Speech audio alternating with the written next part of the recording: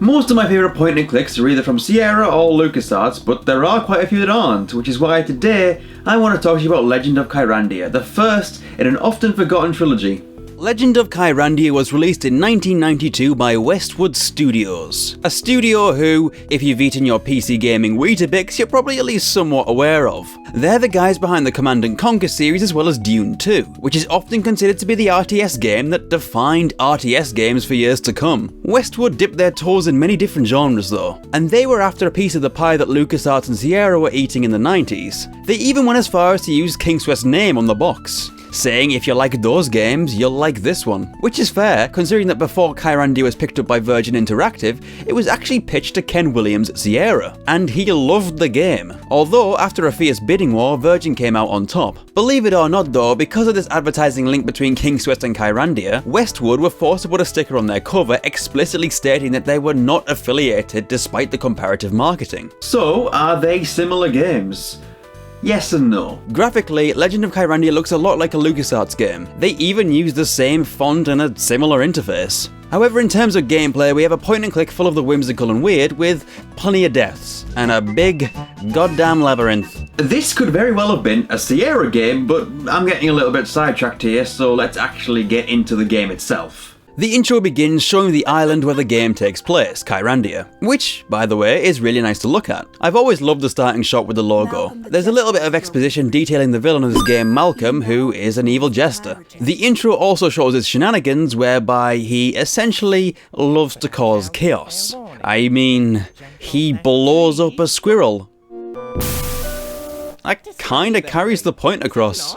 We then see an old man writing, and look at that animation. This is a game from 1992. Look at that depth of field. Like, dude, this is rad. Malcolm then appears and turns his poor old man, called Callach, to stone. You play this game as Brandon, who is a grandson of this poor old guy, who is a mystic, by the way. That's probably important to mention. Malcolm is actually after all the magic users in the land, from what I gather, and he starts with Brandon's poor old granddad, now frozen in stone. Although, Brandon seems pretty nonplussed by this whole dilemma. At least I won't have to wash the windows today.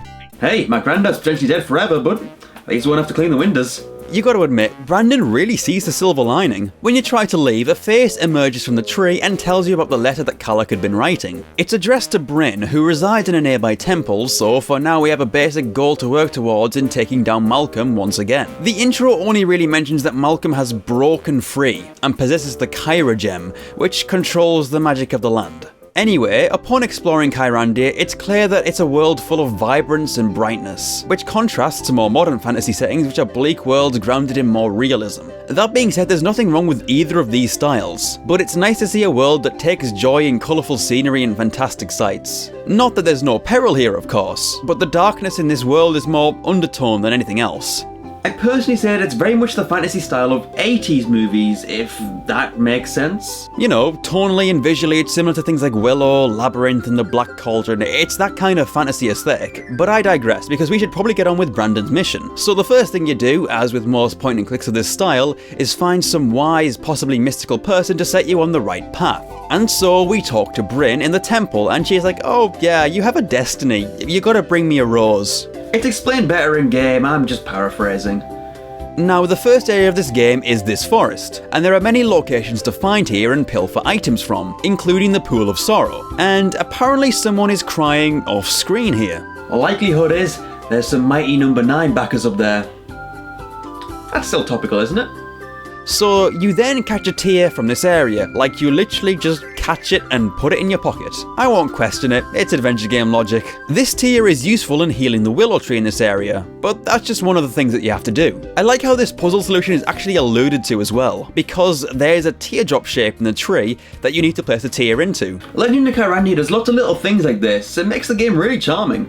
As soon as you heal the willow tree, a kid comes out and asks you if you want to see his marble. That was amazing, Brandon. Wanna play? I'll show you this marble I found. So you play hide and seek with this kid and you totally own him. So you can take the marble off him. That seems kinda like a dick move, right? Taking something from a kid? Well, it's actually from an altar that we need to use. So the kid's a dirty vandal, basically. He deserves no sympathy. Yeah, the kid's a criminal, so he deserves to have things stolen off him. I'm pretty sure that's how it works. So then you fix up the altar and change the rose into a white rose by bringing it to Bryn. Wow. Is that for me? Don't get your hopes up, Hotshot. Bryn informs you that you must meet with Darm, a wizard in the Timber Mist Woods who lives with his sassy dragon Brandywine. Are you taking orders for cheese? This is Brandon, you old dolt. Hey, could you brush a dragon's teeth? Anyway, before going to the woods, we have to use the white rose with the altar to give ourselves an amulet of power. Brandon has no powers yet though, not until we reach the Timber Mist Woods. Although in order to get to the Timber Mist Woods, you've got to cross this bridge. I think we might be able to make it across though. I mean, if we just jump, I'm sure that'll work, right? Let me just save first. Pay no mind to this save game name. Yeah, there we go. I'm in charge here, and if anything happened to you, I'd get blamed. I'm gonna try it, Herman. Oh no. Alright, yeah. Death scenes. Who doesn't love a good death scene in adventure games? Well, LucasArts apparently, but I like them. And this game has quite a few amusing ones that allow Brandon to fall at the foot of his own hubris. This heat is pretty intense, but I know I can take it. Not a problem. I'm burning! Did I mention that Brandon's really dumb? To be fair, these death scenes can be a little annoying at times, but as long as you save often, you'll be fine. And I don't know why you wouldn't save often in an old adventure game anyway. That's a rookie mistake. If you don't save in a game like this, you're just asking to set yourself back a few hours. So once you get the bridge fixed up, you can go see the wizard and his sassy dragon. And the wizard, wants a pen. I'll need a quill. A what?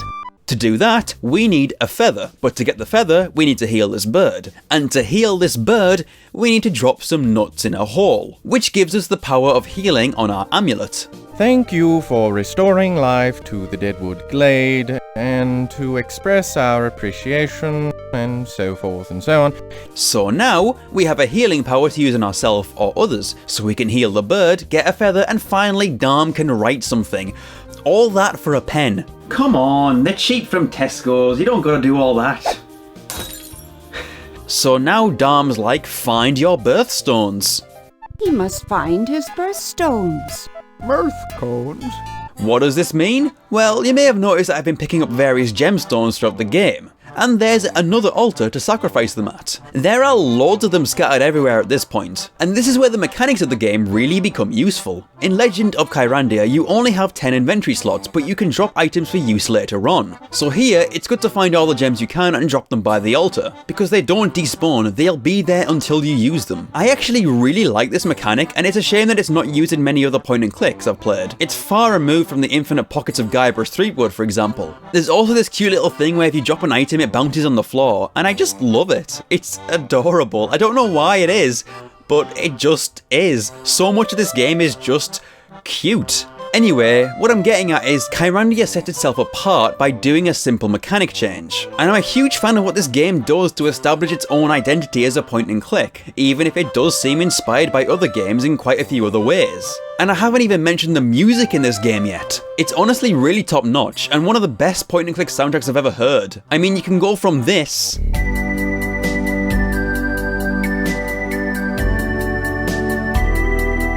to this.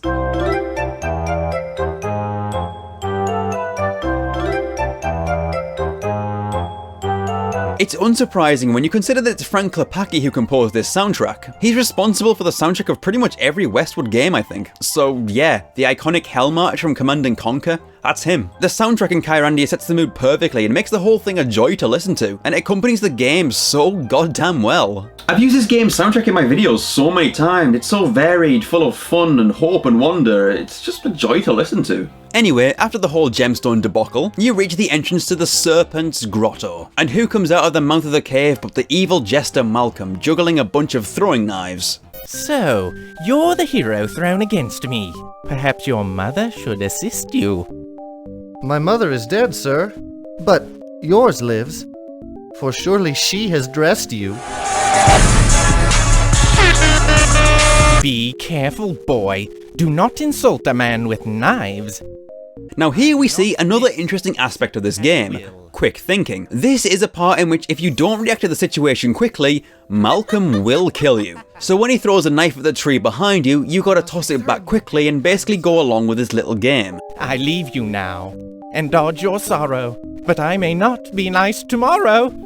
That's like me every day. And now we enter the Serpent's Grotto. The Serpent's Grotto is easily the worst part of Legend of Kyrandia. I genuinely think that this whole part makes the game fall short of being one of the best point and clicks ever made. Let me explain. Essentially, there's a labyrinth that needs lighting up with glowing berries, but if you go into an unlit room, you die. Oh, no! So it's total trial and error. You need to map out the safe areas and light up other areas with berries. You can be in an unlit room if you carry a lit berry, but they fade over time. Unless you drop them on the floor, because somehow that's fine. Brandon has really damp pockets or something. I don't know how to explain it.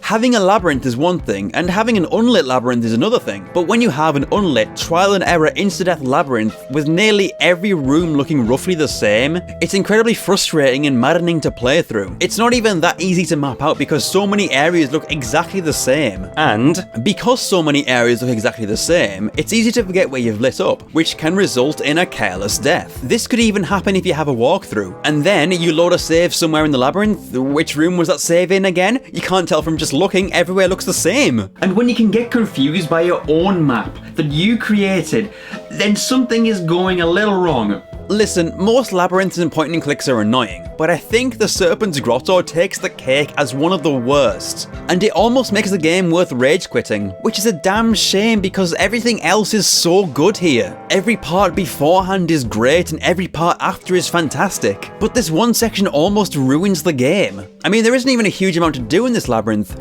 You get a key, 5 rocks and a coin. You use the rocks to leave the grotto because the door closes behind you. You put the coin in the well to get a moonstone. You take the moonstone to the Pantheon of Moonlight where these 2 bickering will-o-wisps are at.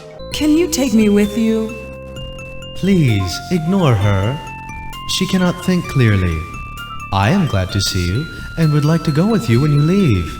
They then go inside your amulet, which gives you the power of will-o-wisp, which you can then use to float across the chasm near the entrance and leave. That's pretty much it. There are very few puzzles here, but the whole thing, combined with my mapping out of the area, took me over 80 minutes. And that was my second time playing it. And it's just, it's exhausting. Anyway, on a more positive note, one thing I actually haven't really mentioned too much yet is the visuals, which are awesome. So full of life and vibrance with beautiful pixel art and smooth animations. Even if there are some frustrating parts, I really do love the way this game looks. The use of colour is especially pleasing to the eyes. I mean, apart from the Serpent's Grotto of course, which is varying shades of blood red. Once you leave the dreaded grotto, we find another forest.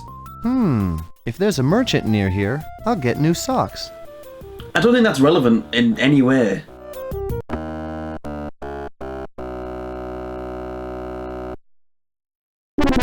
Oh, well never mind, I guess he won't be needing those socks after all.